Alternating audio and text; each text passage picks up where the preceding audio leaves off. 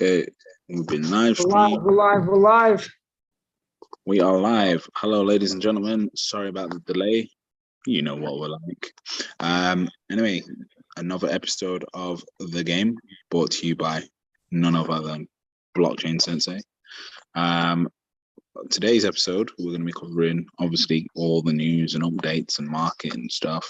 Then, from there, what we're going to do is we're going to cover the World Economic Forum paper on stablecoins and cryptocurrency. So what we'll do first is I'm going to just go back to my iPad being the main. Yeah. Okay, let's go. What's good, YouTube? Welcome to another episode of The Game. It is currently 9 minutes past 8 p.m. UK time, Monday, the 12th of September, 2022. The Game, presented to you by Blockchain Sensei, is a free weekly webinar every single Monday, 8 p.m. to 9:30 UK time. You can join this live webinar either by clicking the, big ups to Matthew Mint entering the place. You can join this weekly webinar by clicking the link tree in the blockchain.sensei Instagram bio. Do follow us on Instagram, blockchain.sensei. Alternatively, you can catch this live on YouTube. We do recommend the Zoom as it's a little bit more interactive. Alternatively, you can catch the replays on youtube.com/blockchain-sensei. Like, comment, subscribe, etc. The show has been going on for over 2 years now. We really appreciate everybody who's attended, continues to attend, and also watches the replays. Just before we get started, there is a very, very, very, very, very important disclaimer that must be said. So that disclaimer. Who's sharing screen, me or you? I'm sharing. Oh, you're sharing. Okay, you guys can see my screen. Okay, disclaimer, terms and conditions. All content is for education, information, and entertainment purposes only, and should not be considered as investment advice or a recommendation to buy, sell, hold any assets, nor place any trades. Please always do your own research. Our content is intended and should only be used for information and entertainment purposes only. It is very important to do your own analysis before making any investments, which should be based on your own individual circumstances. So with the energy crisis and things being very, very expensive, maybe some of you guys can't afford to buy the dip. Maybe you guys should pay your energy bills, which unfortunately are very expensive, and should continue to learn, because educating yourself is free, at least via YouTube and such online platforms. And you don't have to invest. You should always invest/trade once you are comfortable and are in a position to do so. You should always take independent professional advice from a professional advisor. I'm not a professional advisor. Matthew Mint, are you a professional advisor? I am not, no. Are you a advisor? No professional advisors here. Any professional advisors, please say you're a professional advisor or forever hold your peace. Alternatively, independently research and verify all and any information you may find in our show that you wish to rely upon, whether you wish to make an investment decision or otherwise. All investments come with risk. Please always do your own research. Neither myself, Mr. Harding, Matthew Mint, Deco, sorry, my bad, and anyone else in this call, or anyone else currently in the Blockchain Sensei team, big up Terrell entering the room. He's also not a financial advisor last time I checked. All investments come with risk. Again, we are working in collaboration with several accredited advisors. If you are unable to mitigate your risk, contact us immediately via Instagram, via Twitter, via email. Ask for a professional financial advisor, and we will point you in the right direction. So this is going to be a very, let me stop sharing my screen.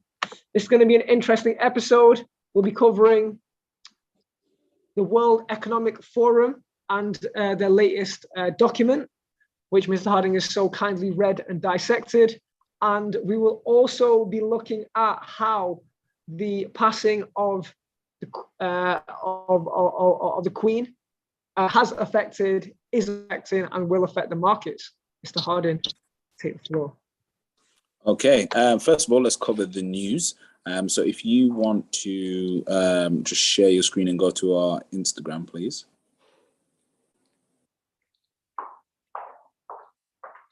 Keisha's back now as well. Sorry, one second. Let me go do that. Share screen. Okay, so anyone who's not following us on Instagram, please follow us, blockchain.sensei. I remember promoting this Instagram not so long ago with less than 250 followers, and we have now reached nearly 2,000. Well, we're 250 off 2K. Jeez. Oh, first go of to all, the first post. Go on. The first one with all the news on it. That one there, news roundup. The business pages almost beat me. Jeez. Okay, cool. So BNB chain announces zero knowledge proof scaling technology. So that means the BNB chain is now going to be doing ZK proofs, which puts them in line with Polygon and technically with Ethereum. But Binance was already pretty fast, so I don't think they didn't really need ZK proofs. But first, BNB. Yeah. No. Yeah.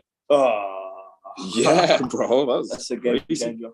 So again, I've been saying for a while, not investment advice, but my big project to watch out for the next year that I believe can get to 3,000 from 300, doing nice 10x is BNB. Just it does everything that Ethereum does, but has its own exchange. And they have so much data that it should be illegal what they're doing. If it were stock, it'll be illegal. Yeah, it's crazy.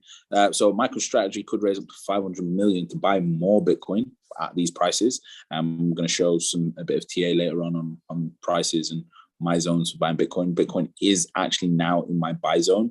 As soon as it gets past 21, I won't be buying it. So I'm just waiting for one final signal TA wise to execute on the Bitcoin purchase. Not expecting anything more than 100% return on it though. So anyone trying to make crazy life-changing gains in this next year from Bitcoin, I personally don't think that's going to happen.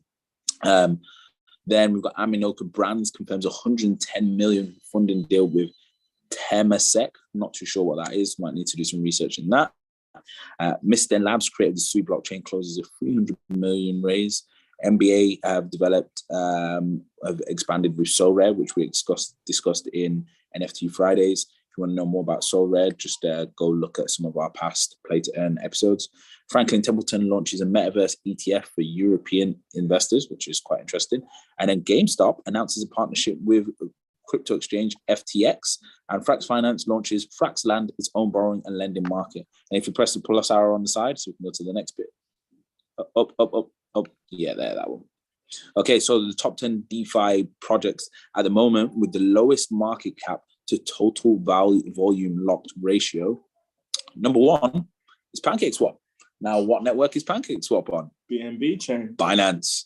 So if that doesn't say it, I don't know what to say to you there, really. Like, the writing's on the wall. So yeah, again, native tokens is something that we invest in. I've got a few PancakeSwap tokens, a few Uniswap tokens, because these exchanges are essential to the whole ecosystem. So it just kind of makes sense. It's like if you're interested in investing in cars, you might as well invest in the tire company. Yeah, literally. Like without these wheels like PancakeSwap and Uniswap, the whole space doesn't really work that well. So yeah, that's those. Let's go to the next arrow.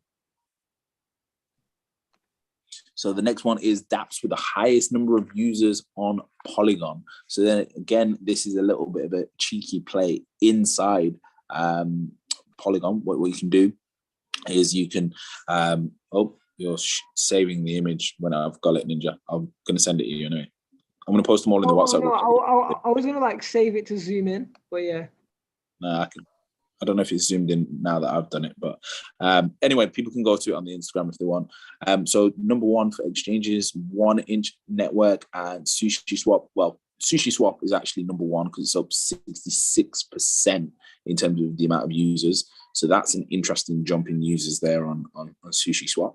And then DeFi, the biggest jump is Beefy Finance, which is up 73%. So again, these projects that I'm talking about, you might want to go and do your own research, look into them and see if they're they've got the activity that we're looking for, which is an increase in users. So go and do your own research and figure out if that's an investment you want to make. In terms of games, biggest games on in terms of users at the moment. Overall, biggest game in terms of users is Benji Bananas. I play that. Don plays that. It's a great game. Hopefully, we'll get one of the NFT passes. Allows you to mint your bananas that you collect for ApeCoin. But in terms of overall percentage gain, the one to look out for, and I think I might have to do some research on this for next week's episode, is Dustland, which has increased by 114%. Let me just message Dom that now to tell her to research Dustland for us. Dustland. Oh, Dustland.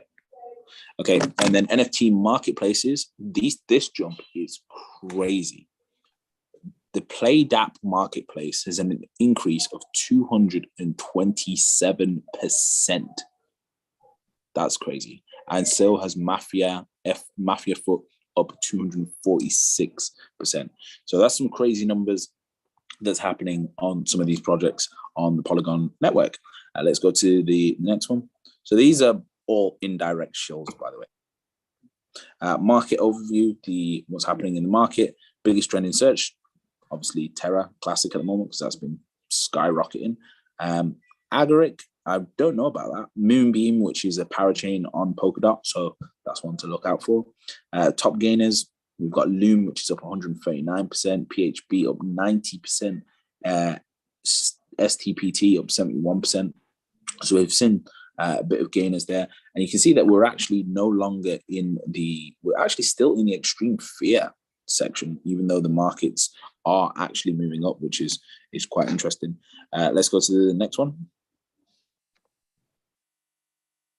Okay, so top 10 play to earn projects by return on investment. Now, if this isn't game, I don't know what is. So we can see that Axie Infinity is number one with a 1,643x return on investment for the all-time high.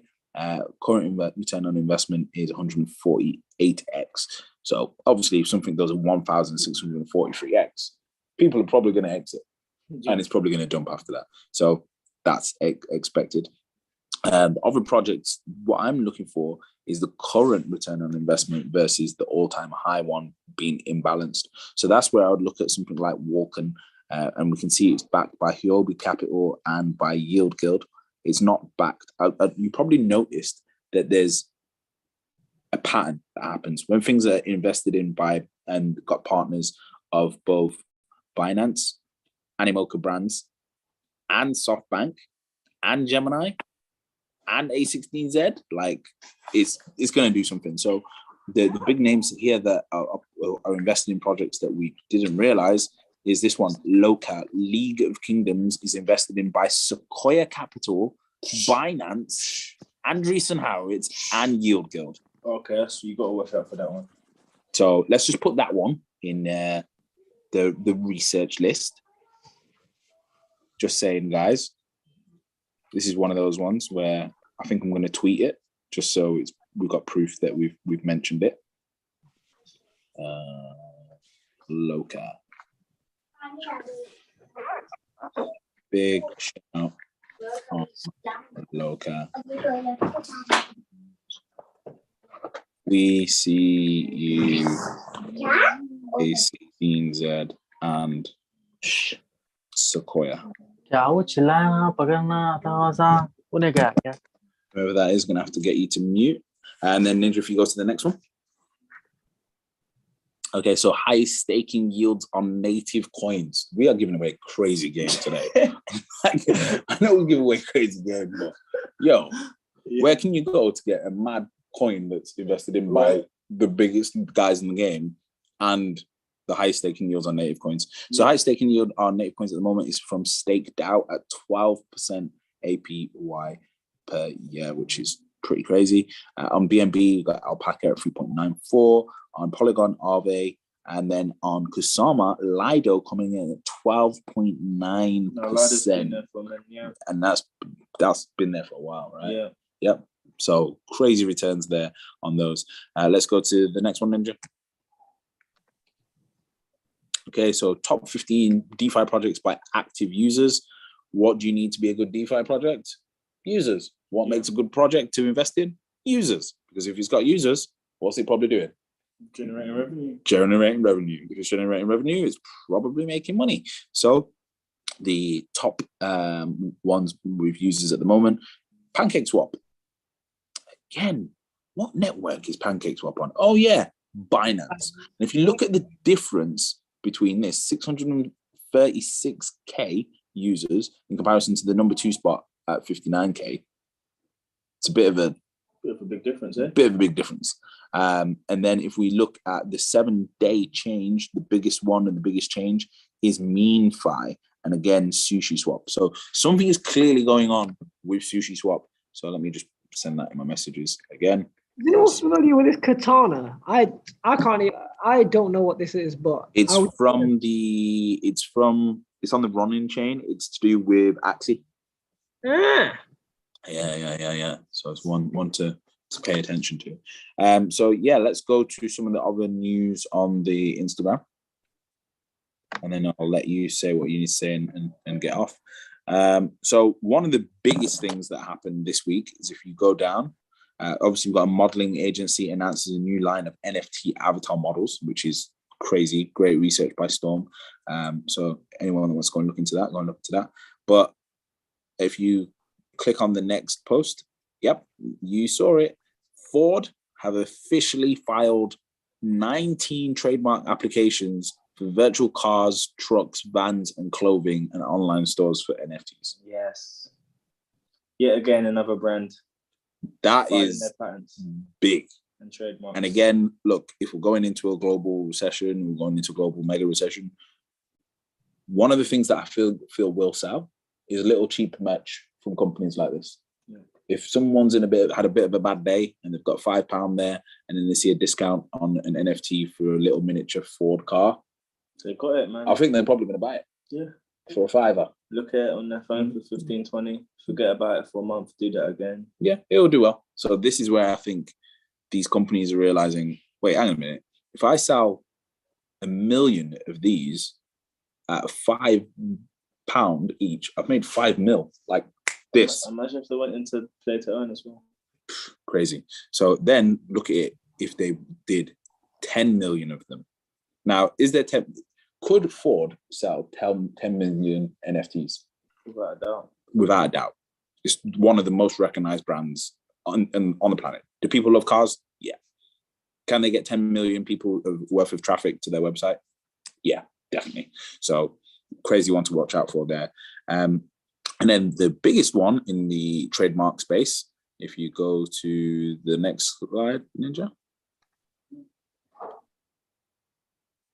is Columbia Records and Sony. It is officially over for the music industry now. Like musicians that weren't trying to go out there and do their NFT thing already independently, Sony are here, they got their patent, they got their trademark, and that's going to be for downloadable audio recordings featuring music authenticated by non-fungible tokens, including live music performances. Crazy. And downloadable multimedia file containing artwork, text, audio, and video relating to live musical performances. Yeah, they kind of covered all angles there. Yeah, I think so. So yeah, that's the news on that. Before Ninja shoots off, I'm going to let him cover whatever he wants to cover and discuss on this week's episode of the game. Okay, so I just wanted to do a quick plug because one thing that's a philosophy in the Web3 and crypto world is that unlike in the Web2 space, I used to work in tech in the Web2 space as a web developer. I've worked in SEO. When I worked for a web development company back in 2014, 2015, when I did SEO 2015, 2016, when I was in social media marketing, companies didn't collaborate. In Web3, people collaborate and there's no competition. So in the most Web3 fashion, I'd like to plug in, and we always talk about them, our brothers Earn Your Leisure. We will be going to their UK event on the 31st of October. Shout out to Ian Dunlap.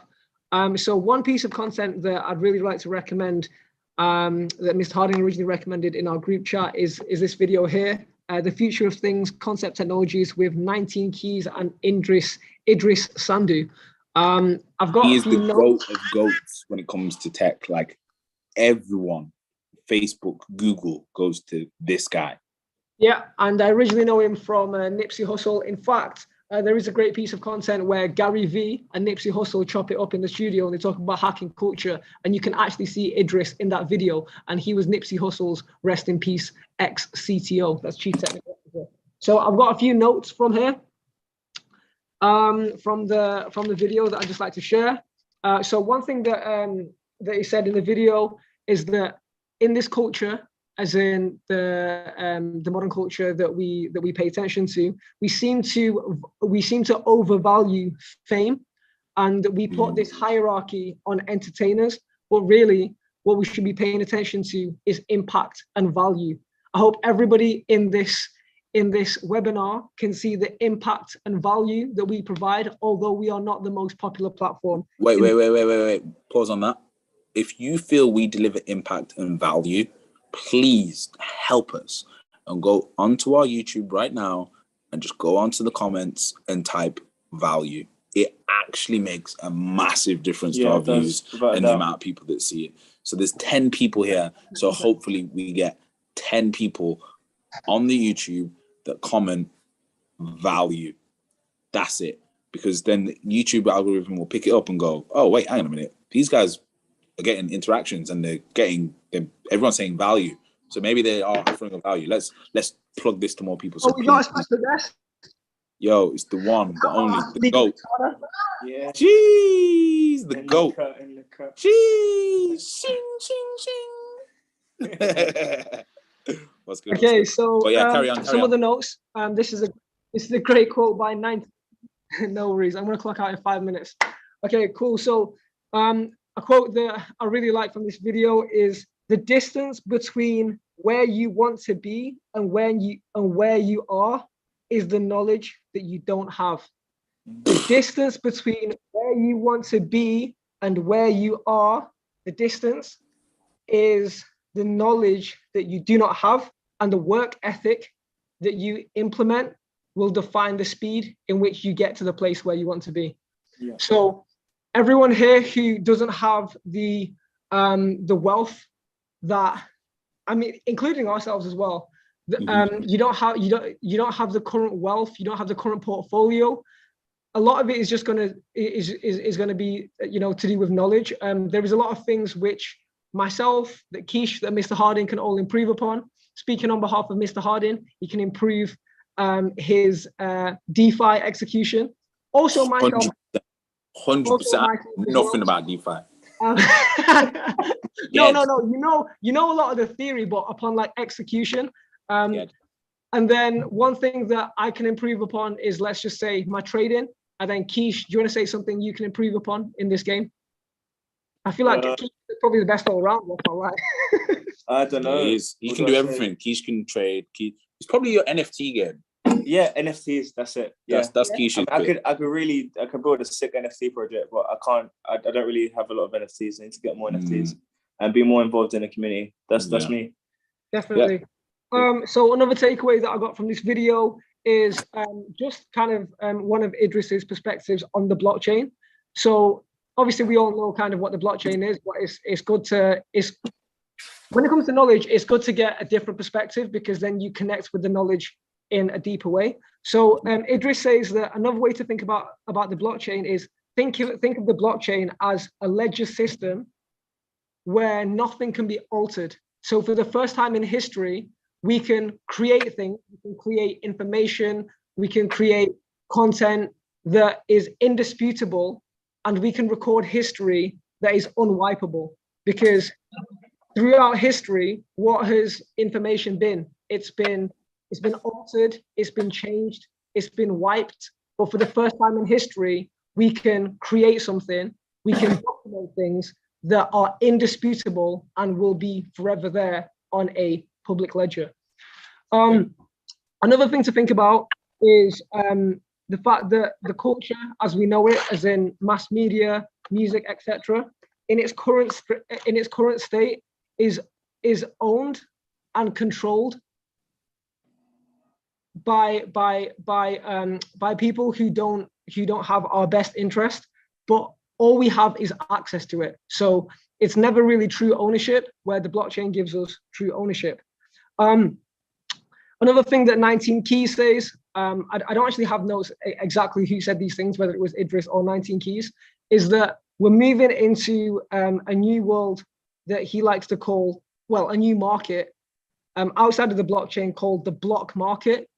So if you think of, there's the stock market, and now we have the block market, which is just the blockchain of things, including but not limited to NFTs, crypto, and there's kind of a new token concept, which I read upon kind of like summer 2020, abbreviated as SBT. So that's soul-bound tokens. Have you guys looked into this? Yeah, this is the tokens that once they're sent, they can't be changed. Yeah. Yeah. So basically kind of like a digital identity card that isn't fungible, that isn't sellable, but is essentially like a public CV and a representation of you as a human, your previous achievements, etc. Finally, just two more points. So as Idris is Nipsey Hussle's ex-chief technical officer, rest in peace. One thing that Nipsey during his time was something called vertical integration. I just wanted to share this concept, where Nipsey wanted to make music, market music, distribute his music, and award fans for supporting his music. I believe that's something that blockchain technology has allowed us to do, with obviously the world of music, NFTs, etc. Finally, one thing that I want everyone to kind of consider, and one thing that we want to consider as well as in blockchain sensei, I'm happy to publicly announce that thus far we've not gone into the development of hardware, but it's something that I'm sure we wanna look into. If you look at every great tech company, they control, the biggest tech companies in the world, Tesla, Apple, Microsoft. They not only control the software systems, Apple being iOS, Microsoft being Windows, and even Tesla have their Tesla OS, which I looked into briefly, whereby they have created the software and integrated it within the hardware. And I just want everyone to just bear this in mind. That is basically true ownership, where you own everything from the software, the hardware, and the entire production line. So that's just something to think about. I'm sure everybody here is if not already operating within Web3, is looking to be in the Web3 space, and just how to operate. Because I think 2021 was all about investing in crypto. 2020, a lot of it was for a lot of people like myself getting deep into financial literacy. 2022, moving on to 2023, what I think is even more important than investing, even more important than taking profits and trading, is actually thinking about how we can utilize blockchain and how we can implement Web3 into everything that we do, no matter what sector you're in, medical, legal, etc. But yeah, they're my words. Thank you very much. Sick, dope episode, bro. Dope, bro. Nice. Yeah, Ish, do you want to take over and do what you're doing? I think it's good to end on what I'm talking about. Oh, you want to end on what you're talking about? Okay, cool. So, right, guys, I'm going to jump into, again, things that are documented in the id and are here forever, which is what the blockchain is all about. I'm going to switch my camera to my phone for this, because we're going to be breaking down the World Economic Forum paper on stablecoins and cryptocurrency. So bear with me a second. Let me just reclaim host.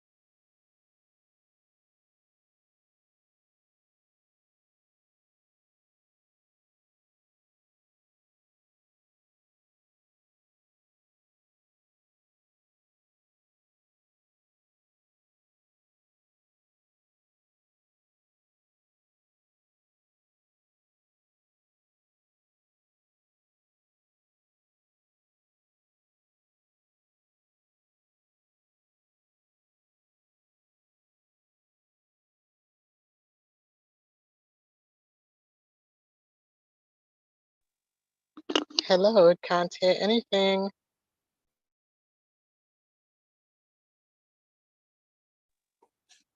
Hardin, we can't hear anything, by the way. I'm muted. Oh, that's why he's muted. 1 second, guys. Wait. What about now? Yeah, I can hear you. Can you hear me now? Perfect. So I was Yes. highlighting this bit and saying that this was a bit crazy. But yeah, moving on to the next bit. It's just the definition that they've given for crypto assets. It lands exactly with what we like to say.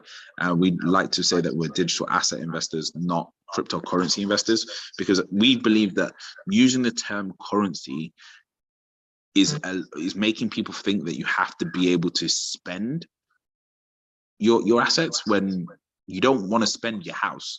So why would you want to spend your digital asset investments? And this is a key thing. Now, in terms of cryptocurrency, yet again, this is probably the 4th World Economic Forum paper that has mentioned Filecoin, Which is just literally servers. Why is Filecoin always mentioned in everything? Centralized servers. It just doesn't. So again, I'm just going to invest some. I saw that and I made another. I'm made another purchase of Filecoin, but I'm going to make some more again because the biggest players in the world seem to just be hovering around it like a fly around poo. Next, so this is the claim on cryptocurrencies that I have to agree with, and I would love for anyone to throw an argument of why they would disagree. So all cryptocurrencies alleged to be currencies are not currencies at all. They are speculative assets, the valuation of which changes enormously over time. Moreover, they present themselves as currencies, which they are not. An asset is an asset, but should not claim it is a currency. It is not. Yeah. It's a fair point, right? Facts. Yeah. That's facts. Okay, so next bit was this bit here. And this was that in regards to regulation and stablecoins. So issuers' design choices revolve around the kinds of reserve assets they hold and the stabilization mechanisms used to maintain the peg price. However, some experts insist that the underlying assets behind these coins, high quality or not, may be more safely held by existing financial institutions. Interesting. Prompting calls for more guidance and regulation around stablecoins and their issuers. So breaking that down, that's suggesting that it would be better for financial institutions to hold the backings for these stablecoins. And most stablecoins are backed by what? Other stablecoins or other cryptos. So if a stablecoin is backed by Bitcoin, that Bitcoin would have to be held by an institution, which would probably stabilize the price a little bit more and also cause a massive price increase. So currently there are no regulations defining what kinds of reserve assets stablecoin issuers should hold to protect their pegs, as well as what type of disclosure issues should provide to protect investor confidence, which again, I have to kind of agree with. If you're creating a stablecoin, you should have to prove why it's stable and have to show in real time what assets are there and how much of it you've got. Yeah, because like we said, it doesn't make sense backing it by crypto when you should back it in a whole different asset class. Yep, otherwise defeating the object. So yeah, that's that one. Next one that I highlighted, this is the introduction. Oh, geopolitical context. Now this I found amazing. So the fact that this is in the World Economic Forum paper as well is very interesting. The Russian invasion of Ukraine has also accelerated the exploration for economic impacts of cryptocurrency. For example, in the initial days of the war, cryptocurrency became a tool for rapidly collecting financial support in service of Ukraine's resistance. More than 100 million in crypto was raised in the first 3 weeks after the invasion for the Ukrainian government and NGOs. Cryptocurrency has also provided a means for Ukrainian refugees to carry their money across borders.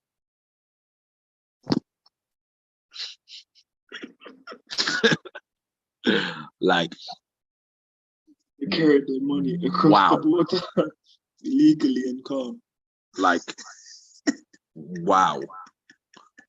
This is basically the World Economic Forum going to all of its investors and all the richest people in the world. If you want to just move assets cross-border, like this is probably why you want to use cryptocurrency. So I think we should all invest in cryptocurrency because it allows us to move our money and our value around borders around the world and nobody cares with no problems. So a lot of Russians did the same thing as well because they got froze out of their bank accounts. and it makes sense. It makes That's, complete. Why would you not? Like, you can't do that with fiat. Exactly that. No way. So yeah, that's and you'll probably also find that there's a lot of it happening in China as well.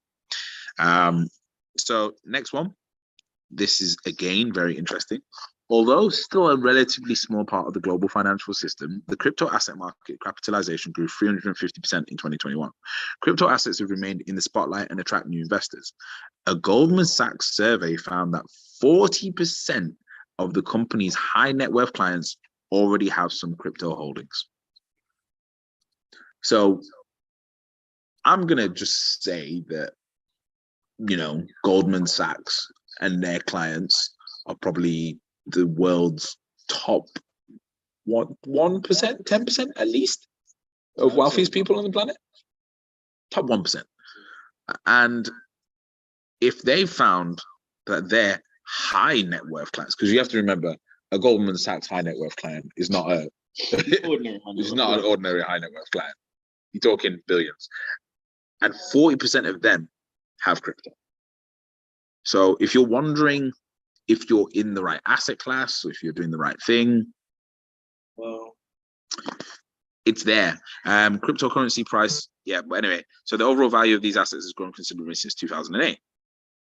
Next bit, this methodology. So for this research, a record 81 central banks replied to the survey. Some 56 of the respondents took part in the 2020 survey, and 41 replied for the fourth time. This lets us assess their views and status of the CBDC involvement, having changed over time. The jurisdictions of the responding central banks represent close to 76% of the world's population and 94% of the global economic output. 25 respondents are advanced in economies and 56 in emerging market and developing economies. So basically, the people that control 94% of the global economic output have read this report and contributed to this report. So I think this is showing that this space really ain't going nowhere. So the ability to identify and quantify risks to financial stability from crypto assets is slowed down by the lack of transparent, consistent, and trusted data on crypto asset markets and the linkages with the core financial system. Data is either not available on mining activity in all countries, or statisticians may not collect or include the information that is made available by some firms. Very interesting that they put that in the paper. That's basically saying to super large wealthy people, by the way, if you want to start mining, nobody can track how much you're mining. Like, you don't have to declare or report how much you're mining. So, you know, everything's moving to proof of stake now. So if you just put loads of money in proof of stake and you make money on it, you don't have to declare or announce it, or you might be able to get around all this crypto regulation if you're a miner. That's the way that I read that. Anyway, you might read into it differently. So it's also challenging to aggregate and analyze such data, as many transactions occur off-chain rather than the DLT ledger, entities that do not report off-chain data or through complex protocols and smart contracts. Any data that has been collected on cryptocurrency and stablecoins is excluded from monetary financial statistics. Economic projections and connections to the financial system are hard to assess because of significant data gaps. Monetary policy decisions are dependent on accurate data, and therefore significant uncertainty remains when determining the direction of policy in this area. Very interesting. So yeah, the pros and cons, obviously they've listed that one of the cons is that you can't track it all. Let's keep going down. Oh yeah, this is, I don't know if I agree with this one, but I'm gonna read it. So therefore, there is no effective upper bound on the total money supply, which, if there were a profusion of cryptocurrencies, could lead to runaway inflation. This lack of control over the total supply of money in circulation has critical implications for the stability of prices across the economy. Now, basically what they're saying is, the super worst case scenario is that every man and his dog and every corporation in the world launches a cryptocurrency. And then it leads to prices of everything being problematic. You disagree with that one? If it's a private investor, they're going to be pushing big money through. True. So, okay, fair enough. Let's go to the next one. Illegal activity. We all love illegal activity. So risky transactions include gambling, dark markets, ransomware, 98% of which is conducted with cryptocurrency, malware, criminal actors, dark vendors, and high-risk exchanges. CipherTrace analysts found that risk for nefarious transactions is high with cryptocurrency, but affects only 0.1 to 0.2 of transactions. So you've just said that 90% of it is conducted with cryptocurrency, but only 0.1 to 0.2 of the transactions. Yeah, Right? that doesn't make sense. That doesn't make any sense, does it? No. And then also, fiat probably has more illegal activity than crypto anyway, because it's less trackable. Yep, which they actually kind of allude to it just a little bit.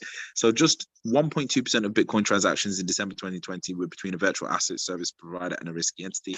According to Chain Analysis, crypto-based crime doubled from 2020 to 2021. All right. However, this represented just 0.15 of total crypto asset transaction value, which is, yeah, I'm glad that they put that, because it shows that it's literally 0.15% of all transactions in crypto. So 0.15% of the 15.8 trillion. Ooh. So United Nations Office on Drugs and Crime estimates fiat money laundering to be between 800 billion and 2 trillion. I think that's slightly more than the 0.15% of 15.8. But it's funny that they didn't work out what the 0.15% of the 15 trillion is. Yeah, just put percentage, right? Yeah. But with the fiat, they put the amount. Interesting. So, of course, this is about them saying if they were to try and ban cryptocurrency, what the outcomes would be. And they've identified that, of course, any ban has the possibility of driving activity underground. There are several ways to access crypto regardless of a government ban, including holding crypto through a cold storage offline wallet, though you can only hold and not transfer money this way, and using a VPN system to log into a foreign crypto exchange. So they basically said the only way to really take down the crypto would be to get rid of all of the internet, which isn't possible. So they've kind of accepted that they can't stop this. So they're looking for reasons to get involved. So conversely, while cryptocurrency alone cannot tackle climate change, it could be argued that the crypto industry has the potential to provide market incentives for renewable energy power generation and grid decarbonization. So that's for BP, Shell, Esso, again saying, oh, do you want to just like build some crypto mines and just offset the cost of your renewable energy stuff?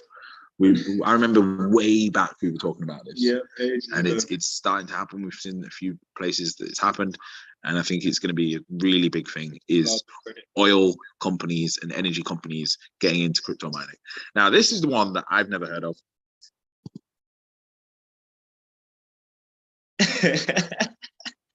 I know that the heat can be used to be recycled to create more energy, but for pharmaceuticals to grow algae. That is a bit of a stretch, isn't it? It's like, oh, what can we randomly say here? No, I think that like heating a house maybe, but algae for pharmaceuticals? I mean, it's possible, but like, since it's Joshua and I'm working farmer, but like every process in like the drug industry is regulated. So like we're still using like horseshoe crabs that live in the sea instead of like the chemical formula which you can like buy from a chemist. So like for that to be approved would take a lot of people losing a lot of money. So I don't think it would happen, but it's possible. Yeah. Okay. I'm gonna ask Josh, being as you're kind of in this space, can you look into this? Yeah, I'll look into it. I think if it is a real thing, it's going to be a big thing. like huge. It would be efficient. It would be efficient. Combining crypto with pharmaceuticals, that's just silly. Yeah, you take like 14,000 pills in your whole lifetime. So that's the average person as well. So we're gonna need them. It makes sense. So reserve currency configurations. Is this the one about the SEC? Right. So the dollar could become more dominant if it were available digitally to a wider user base, but the dollar could also lose its footing to other reserve currencies that offer advantages in terms of cost, trust, ease of use, and existing user base. Digitization of money may accelerate changes to the configuration of reserve currencies, especially in areas where geopolitical forces are stronger and payment arrangements are more binding. So this is basically a layout of the reserve currency pools that are available in basically allocated reserves of currency across the world. So you can see the US dollar is pretty dominant. Now, if you include USDC and USDT, that increases. So stablecoins and crypto only help US dominance. So that's another reason why the US probably shouldn't ban it or do anything dangerous to it. So that's that one. Speculation and shorting. Am I going to talk about this one?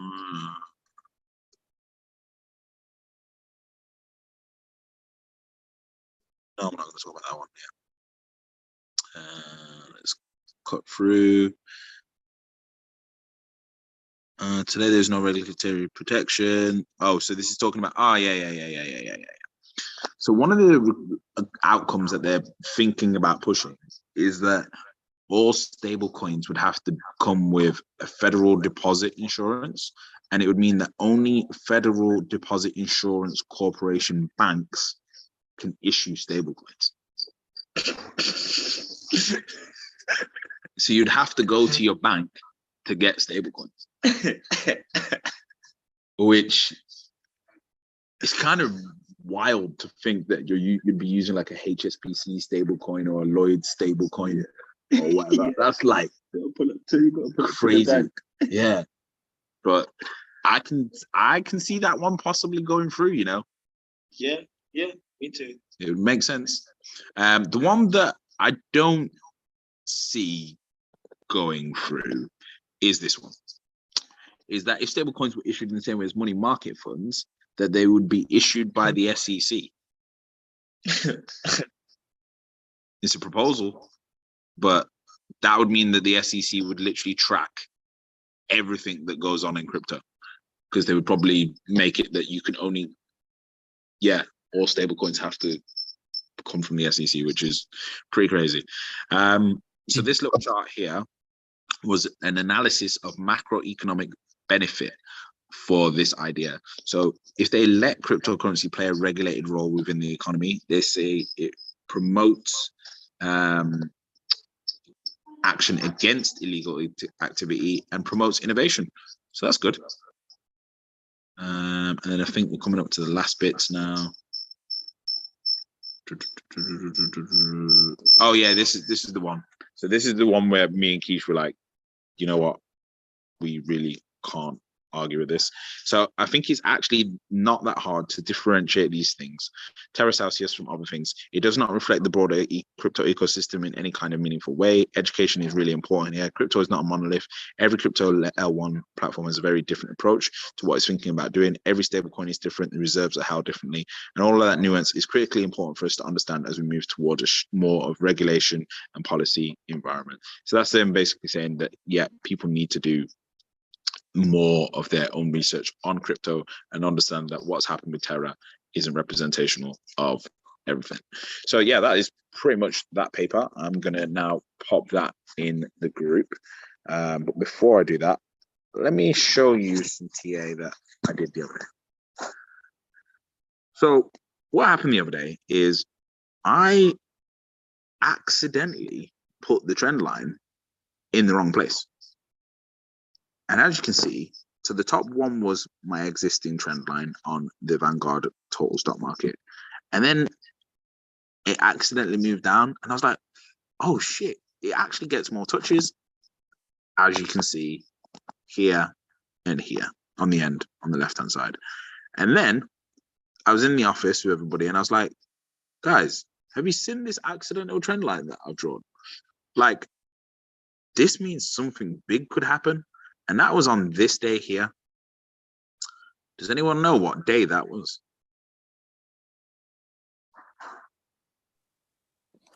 Is that the Queen dying? That was the day the Queen died. Yeah. My God. So it just led me to believe my new saying. Is it price action or action price? Like, I wish this wasn't there, and I wish, but that is just too uncanny. And I only discovered it on accident because I put the bloody I put the trend line in the wrong place, and then I realized, oh, hang on a minute, it's actually touching all these wicks. Yeah, interesting one on that one. So yeah, that's something that I wanted to just close off on, and then I'll hand over to Keish, and then we'll go on to questions. Go on, Keish. You're gonna talk about the Queen. Yes. And can you make me host as well? Yeah. Give it a sec. Give it a sec. We're just doing this.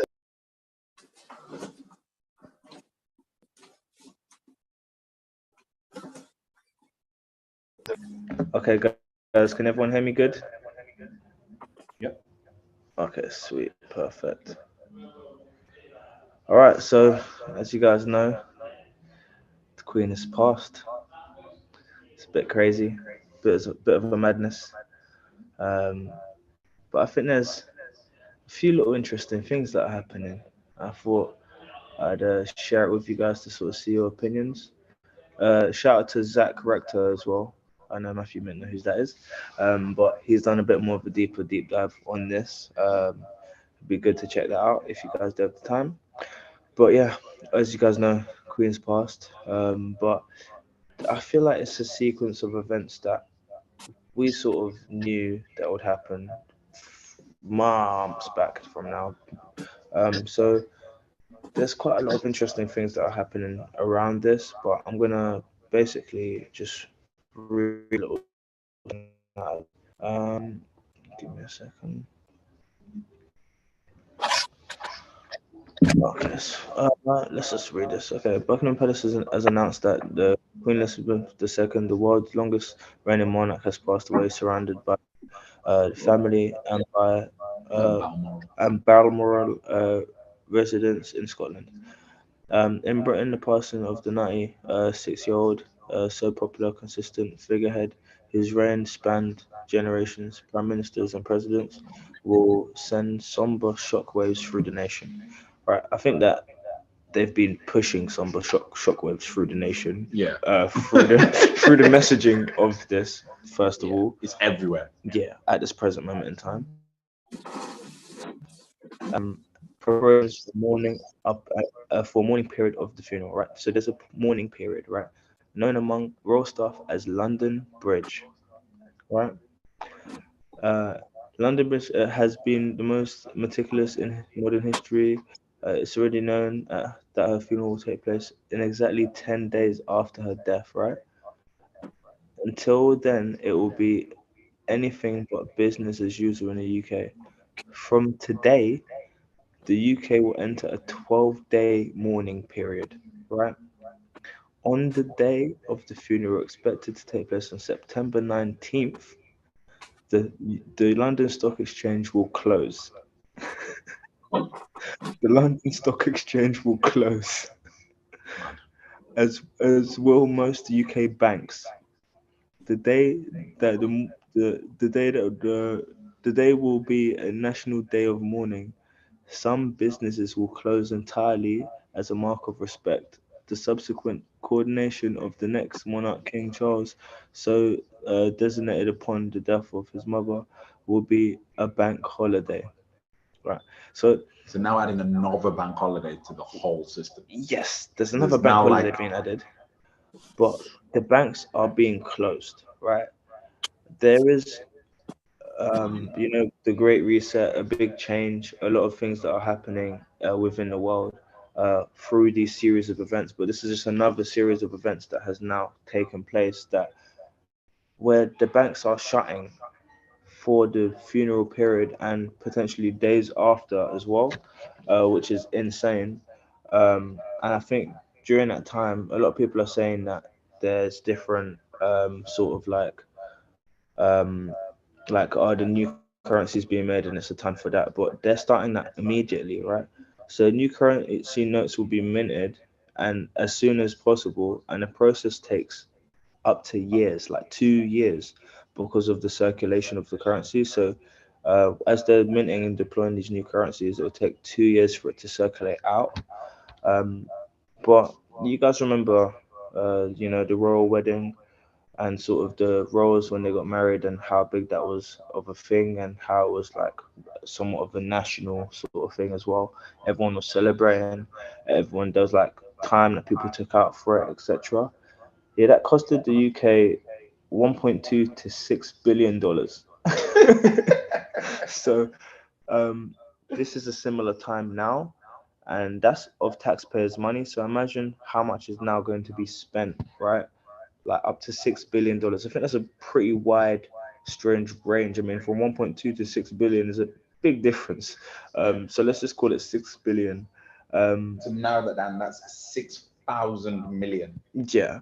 So there's a lot of, I don't think it's the perfect time for the UK to be spending such large amounts, but I think that this is all sequences of events that is happening within the larger picture. And also King Charles will be one of the shortest reigning monarchs as he is in his late 70s. So that's another thing. But I feel like this series of events and this 12-day mourning period is something to look out for and understand within sort of the world, because the World Economic Forum has meetings and like all of the reserves as well, basically from the 21st to the 23rd have different meetings.